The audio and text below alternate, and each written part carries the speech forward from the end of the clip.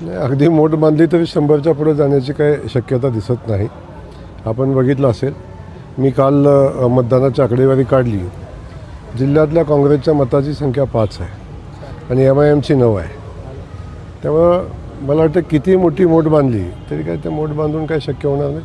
पण माझी जिल्ह्यातल्या सगळ्याच नेत्यांना माझी विनंती आहे, आता निवडणुका झालेल्या आहेत, वस्तुस्थिती आपल्या सगळ्यांना माहिती आहे.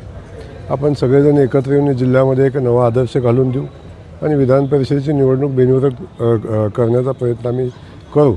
त्यासाठी मी वेळ पडली तर सगळ्यांशी चर्चाही करेन, कारण निवडणूक ही आता औपचारिकता आहे आणि अशा परिस्थितीमध्ये मला वाटते सोलापूर जिल्ह्याने एक नवीन इतिहास करावा आणि विधान परिषदेची निवडणूक बिनविरोध करावी अशी माझी भावना आहे. माझ्यासह अनेक लोकांच्या भावना आहेत. पालकमंत्र्यांनी केलेलं विधान मी काल ते सोशल मीडियाच्या माध्यमातून बघितलं, परंतु पालकमंत्र्यांना माझी आपल्या चॅनलच्या माध्यमातून विनंती आहे की 4 आहे म्हणून आपण एकीकडे हिणवता आणि दुसरीकडे आपण विनंती करता.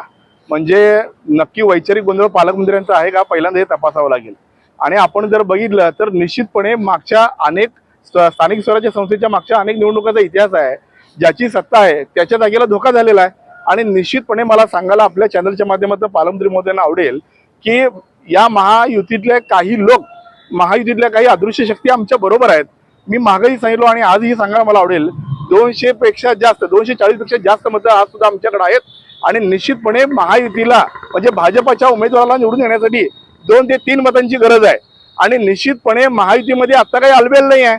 त्यामुळं माझी पालकमंत्र्यांना विनंती आहे की आम्हाला हिणवण्यापेक्षा जर खरंच ही बिनविरोधाची परंपरा आपल्याला चालू करायची असेल, बिनविरोध आपल्याला करायचा असेल, तर निश्चितपणे आपण पहिल्यांदा हिणवणं बंद केलं पाहिजे. आणि महायुतीतल्या नेत्यांनी, महाविकास आघाडीच्या आमच्या वरिष्ठांना जर आपण विनंती केली तर या सगळ्या घडामोडी घडू शकतील. परंतु महाविकास आघाडीचा उमेदवार म्हणून निश्चितपणे ही निवडणूक झाली पाहिजे. ही निवडणूक निश्चितपणे आम्ही जिंकू, एवढी ताकद आजच्या तारखेला आमच्याकडे निश्चितपणे आहे. आणि पालकमंत्री महोदयांना विनंती आहे की 2 मतं आता तुमच्याकडे जिंकण्यासाठी कमी आहेत आणि निश्चितपणे या निवडणुकीमध्ये चमत्कार झाल्याशिवाय राहणार नाही. आणि ही निवडणूक निश्चितपणे आम्ही जिंकू, मोठ्या फरकाने जिंकू, एवढा आत्मविश्वास आजच्या तारखेला माझ्याकडे निश्चितपणे आहे. तर बघा, मी एक कार्यकर्ता म्हणून या निवडणुकीत उतरलेलो आहे. मी आमच्या वरिष्ठांकडे मागणी केलेलो आहे, महाविकास आघाडीच्या सगळ्या नेत्यांना मी गाठीभेटी घेतोय. बिनविरोध जर करायचं असेल तर तुम्ही पहिल्यांदा आमच्या वरिष्ठांशी संपर्क साधला पाहिजे. परंतु वरिष्ठांकडून कुठलेही मला आतापर्यंत आदेश आलेले नाहीत. त्यामुळे निवडणुकीसाठी मी आता सज्ज आहे. आणि निश्चितपणे मला एवढंच आपल्या चॅनलच्या माध्यमातून सांगायचं आहे की पालकमंत्र्यांच्या मनात कुठेतरी संकोच आहे. कारण ज्या वेळेला भाजपकडे मेजॉरिटी असते, निवडून यायचा अंदाज असतो, त्यावेळेला भाजप विनंती करत नाही. भाजपची भाषा ही वेगळी असते.